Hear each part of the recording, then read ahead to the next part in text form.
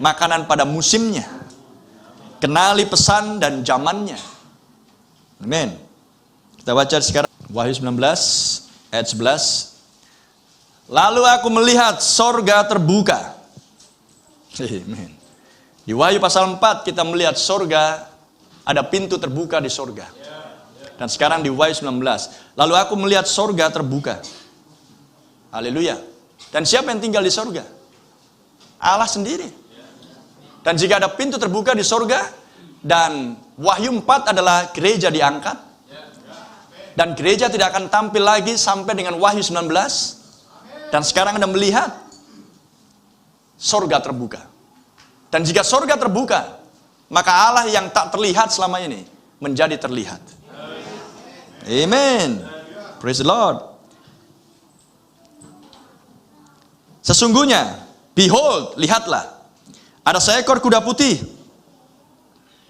dan ia yang menungganginya bernama, dan ia yang menungganginya disebut yang setia dan yang benar, dan ia menghakimi dan berperang di dalam kebenaran, in righteousness. Saya berikan penekanan ini, in righteousness, di dalam kebenaran. Dia berperang, dia menghakimi di dalam kebenaran. Dia adalah yang setia dan yang benar. Dan ia menunggang seekor kuda putih. Dan penunggang kuda putih ini tidak lainlah Tuhan sendiri. Karena sorga terbuka. Di mana posisi setan? Dimensi kelima. Dan itu bukan sorga, itu neraka. Dan di sini dikatakan sorga terbuka. Amen. Allah sendiri, penunggang kuda putih. Dan ini berbeda dengan Wahyu pasal 6. Di meterai yang pertama, seorang yang menunggang kuda putih. Kalau yang itu di Wahyu 6 adalah iblis. Seorang antikris dengan pengajarannya yang anti firman. Dari tunggangan kuda putih, kemudian dia merubah warnanya menjadi tunggangan kuda merah. Tetap dia sendiri, iblis yang sama, setan yang sama, kemudian menunggang kuda hitam. Dan yang berikutnya, yang terakhir adalah tunggangannya kuda pucat. Maut namanya, neraka mengikuti. Sehingga Anda melihat kita berada di masanya penunggang kuda pucat sedang melintas di muka bumi. Neraka tercipta di bumi. Sehingga pengaruh itu atas jiwa-jiwa yang ada di dimensi 1, 2, dan 3 di dunia yang terlihat ini datang dari kekuatan, kalau tidak dari atas atau dari bawah. Ada amin? Dan mereka yang bisa dipengaruhi dan disesatkan adalah mereka yang tidak berasal dari atas. Karena roh-roh itu ingin juga berdiam di dalam tubuh terestrial. Karena mereka bukan roh-roh yang mengembara. Allah menginginkan berdiam di dalam tubuh. Para malaikat menginginkan diam di dalam tubuh. Setan-setan pun juga ingin diam di dalam tubuh. Ada amin? Sehingga mereka bertanding, mereka bertempur, mereka saling berhadapan di bumi sekarang. Karena ini zaman yang terakhir. Ingat, ini zaman yang terakhir. Haleluya. Sebelum milenium akan dinyatakan di atas muka bumi ini. Jadi setan tahu bahwa inilah waktunya yang terakhir. Untuk menguasai mereka yang diam di bumi. Haleluya. Supaya pencapaiannya atas Edennya setan yang sudah dia bangun selama 6.000 tahun akan terrealisasi, di mana setan akan disembah seperti Allah di bumi. Ada amin? Karena sebentar lagi dia akan merubah posisinya dari nabi palsu menjadi binatang. Dan semua mereka yang diam di bumi akan menyembah dia. Tapi mempelai wanita sudah naik ke atas. Oh, terpujilah namanya. Ayat 12. Dan matanya bagaikan nyala api, dan di atas kepalanya terdapat banyak mahkota. Dan padanya ada tertulis suatu nama yang tidak diketahui seorang pun kecuali ia sendiri. Lihat, di kepalanya banyak mahkota. Tidakkah Anda tahu bahwa para pemenang akan dimahkotai? Dan bahwa kita akan memahkotai Yesus Kristus.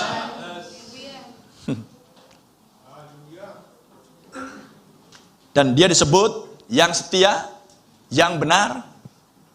Ayat 13. Dan ia memakai jubah yang telah dicelup dalam darah dan namanya disebut. And his name is called. Dan namanya disebut. Dan ia memakai jubah yang telah dicelup dalam darah dan namanya disebut Firman Allah.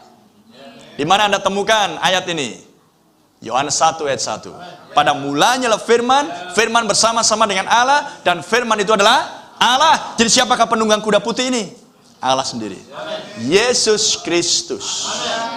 Itulah namanya. Haleluya. Dan semua pasukan yang di sorga mengikuti dia. Mereka menunggang kuda putih dan memakai lenan halus, jubah putih. Lenan halus, jubah putih. Yang putih bersih. Dari mana? Dari sorga. Siapa mereka? The army. Bala tentara. Andakah itu? Apakah Anda melihat namamu di sini? Apakah Anda salah satu prajurit di dalam bala tentara ini? Ini pewahyuan, brother and sister, sahabat-sahabatku. Ini bukan sekedar Anda membaca, Anda harus melihat dirimu di sini. Haleluya. Dan jika Anda melihat dirimu di sini bahwa Anda salah satu dari anggota yang disebut bala tentara dari sorga, maka di sini Anda sedang dilatih. Di satu sisi, di sini Anda sedang berperang. Di sini Anda prajurit, dan bersama-sama kita juga bala tentara. Mempelai wanita adalah bala tentaranya Allah sekarang di tubuh terestrial yang mengasihi dan menyukai pewahyuan. Sehingga mempelai wanita menjadi bala tentara yang tak terkalahkan. Dan jika Anda tak terkalahkan di sini, maka Anda pemenang. Amin. Dan ketika nanti Anda akan turun bersama dengan Yesus Kristus kita di perang Harmagedon itu, amin, di Wahyu 19 ini, masa akan Anda kalah? Bukankah musuh yang sama yang sudah dibentangkan kepada kita akan kita hadapi nanti? Sehingga Anda di sana bersama dengan Yesus, Anda nggak perlu briefing lagi. Begini nanti ya, strategi musuh ya. Begini ya, musuhnya rupanya seperti ini ya. Begini ya, kekuatan musuh akan seperti ini ya. Enggak, di sini semua sudah dibentangkan. Di sini semua Anda sudah diberitahu seberapa kuat musuh itu, dan seperti apa rupanya, dan seperti apa kekuatannya, dan siapa-siapa yang akan mengikuti dia. Haleluya. Di sini oleh pembukaan meterai-meterai Anda sudah dibuat tahu. Di sorga nggak ada briefing lagi. Renungkan hal itu, brother. Karena semua apa yang hendak kita kerjakan dan sedang kita lakukan sekarang, Tuhan sudah singkapkan di bawah pembukaan misteri yang besar ini. Amin. Kristus misteri Allah yang tersingkap bagi mempelai wanitanya.